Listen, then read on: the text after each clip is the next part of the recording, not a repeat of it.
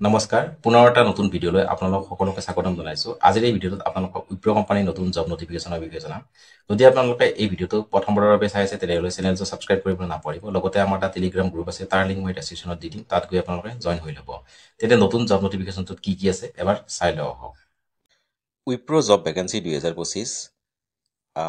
ইয়াত আপোনাৰ বিভিন্ন ধৰণৰ পোষ্ট আছে, যেনে document verification job, associate bank office, customer service executive, customer support associate, international voice process, project manager, process associate, administrator, developer and other post. কি post আছে? Document verification job, associate bank office, customer service executive, customer ছাপৰ্টৰ associate, international voice process, project manager, process associate, administrator, developer and other post. ইয়াত multiple post আছে। Apply মোডটো online হ'ব। ইয়াৰ online link কেনেধৰণে কৰিব, মই তাৰ লিংকটো মই দি দিম বাৰু ডেছক্ৰিপশ্যনত। Who can apply? All India male female দুয়োটাই আবেদন কৰিব পাৰিব। উইপ্ৰ জব ভেকেঞ্চি 2025। চেলাৰীটো হ'ব আপোনালোকৰ 28,000 পাৰ মান্থ হ'ব আপোনালোকে। Wipro recruitment 2025। Age limit minimum আপোনালোকৰ 18 বছৰ হ'ব লাগিব, আৰু মেক্সিমাম কোনো লিমিট নাই। মিনিমাম কিন্তু 18 বছৰ হ'ব লাগিব, মেক্সিমাম কোনো লিমিট নাই। যিকোনো বয়সৰ লোকে আবেদন কৰিব পাৰে, কিন্তু মিনিমাম 18 বছৰ হ'ব লাগিব। Application fees for general OBC nil, for SC ST PWD candidate nil. অৰ্থাৎ আপোনালোকৰ জেনেৰেল যিবিলাক কেণ্ডিডেট আছে OBC তেওঁলোকো দিব নালাগে, SC ST PWD কেণ্ডিডেটেও একো ফিজ দিব নালাগে। চিলেকশ্যন প্ৰচেছটো নো এক্সাম, ডাইৰেক্ট চিলেকশ্যন। আপোনালোকৰ কোনো ধৰণৰ পৰীক্ষা নহয়, ডাইৰেক্ট চিলেকশ্যন হ'ব। Education qualification candidate should have pass 10, 12 graduate from recognise board or university or institute. আপোনালোকে মেট্ৰিক পাছ কৰা হ'ব লাগিব, হায়াৰ ছেকেণ্ডাৰী অথবা গ্ৰেজুৱেশ্যন যদি কমপ্লিট কৰিছে তেনেহ'লে ইয়াত আপোনালোকে আবেদন কৰিব পাৰে। ইম্পৰ্টেণ্ট ডকুমেণ্ট কি লাগিব?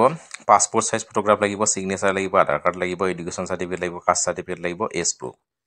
এইখিনি অনলাইন এপ্লিকেশ্যন কৰাৰ সময়ত লাগিব আপোনালোকক। পাছপৰ্ট চাইজ ফটোগ্ৰাফ লাগিব, ছিগনেচাৰ লাগিব, আধাৰ কাৰ্ড লাগিব, এডুকেশ্যন চাৰ্টিফিকেট লাগিব, কাষ্ট চাৰ্টিফিকেট আৰু এজ প্ৰুফ। আৰু ইয়াত এডুকেশ্যন কোৱালিফিকেশ্যন কিমান বিচাৰিছে? 10th, 12 graduate. অৰ্থাৎ আপোনালোকে 10মান শ্ৰেণী পাছ কৰিছে অথবা হায়াৰ ছেকেণ্ডাৰী পাছ কৰিছে অথবা গ্ৰেজুৱেশ্যন যদি কমপ্লিট কৰিছে ইয়াত আবেদন কৰিব পাৰে। আৰু ইয়াত চিলেকশ্যন প্ৰচেছটোত কোনো ধৰণৰ আপোনালোকে এক্সাম দিব নালাগে, কোনো এক্সামত বহিব নালাগে, ডাইৰেক্ট আপোনালোকৰ চিলেকশ্যন হ'ব। আৰু এপ্লিকেশ্যন ফিজো দিব নালাগে, ইয়াৰ কোনো ধৰণৰ এনেকুৱা ফিজ দিব নালাগে। জেনেৰেল সকলেও দিব নালাগে, OBC কেণ্ডিডেটেও দিব নালাগে, SCও দিব নালাগে, ST PWD কোনো কেণ্ডিডেটে ইয়াত এপ্লিকেশ্যন ফিজ দিব নালাগে।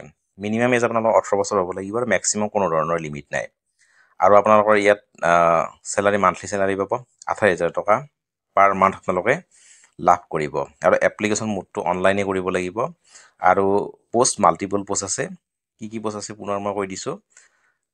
Post name document verification job, associated bank office, customer service executive, customer support associate, international voice process, project manager, process associate, administrator, developer and other post. গতিকে যিসকলে উইপ্ৰত আবেদন কৰিব বিচাৰে, অনলাইন আবেদন কৰিব বিচাৰে, অতি সোনকালে ইয়াত আপোনালোকে আবেদন কৰিব পাৰে। আৰু দৰমহাটো এওঁলোকৰ হ'ব পাৰ মান্থ 28,000। গতিকে আজিলৈ ইমানে, ধন্যবাদ।